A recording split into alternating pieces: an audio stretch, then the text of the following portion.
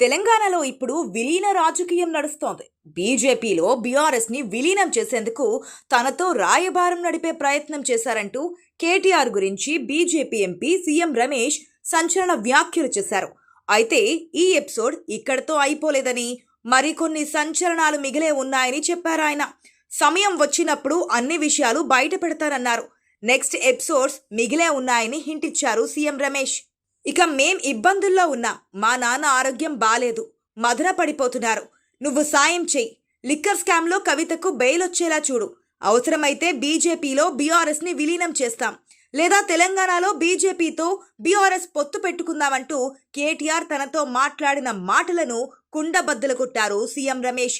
Liquor స్కామ్లో కవిత జైలులో ఉన్న సమయంలో ఆయన బీజేపీతో మంతనాలు జరిపేందుకు ప్రయత్నించారని, అందులో భాగంగానే తనను కలిశారని చెప్పారు. అయితే బీజేపీ అధిష్టానం ఆ ప్రతిపాదనను తిరస్కరించిందని, తెలంగాణలో సొంతంగా ఎదుగుతామని చెప్పిందని అన్నారు. తెలంగాణలో బీఆర్ఎస్ మునిగిపోయే నావా అని, ప్రజలు బీఆర్ఎస్ నేతల నిజస్వరూపం తెలుసుకుని వారిని ఓడించారని, ఇకపై కూడా ప్రజలు ఆ పార్టీని నమ్మరనేది బీజేపీ అధిష్టానం అభిప్రాయమని చెప్పారు సీఎం రమేష్. మరోవైపు కవిత జైలులో ఉన్నప్పుడు ఢిల్లీ వచ్చిన కేటీఆర్ తనని కలిశారో లేదో ఆయనే చెప్పాలని సవాల్ విసిరారు సీఎం రమేష్. కావాలంటే తాను సీసీ కెమెరాల వీడియోలన్నీ బయట పెడతానన్నారు.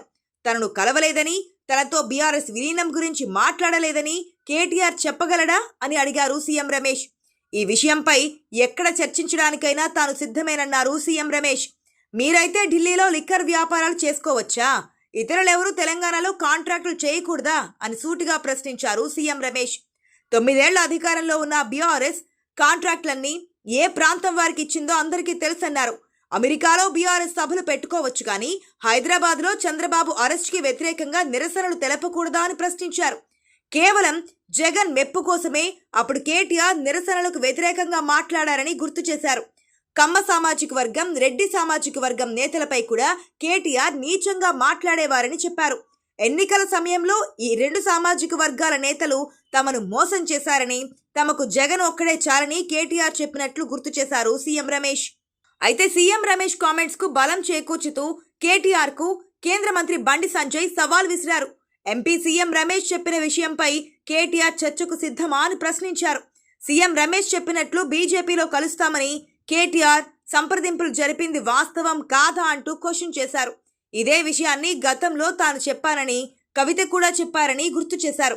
సీఎం రమేష్ సాయంతోనే కేటీఆర్ ఎమ్మెల్యేగా గెలిచారని అన్నారు. బీజేపీ నేతలు చెప్పినట్లు కారు, కమలం విలీన ప్రయత్నాలు జరిగాయా లేదా అని కేటీఆర్ ఖండిస్తే గానీ ఒక క్లారిటీ వచ్చేలా లేదు.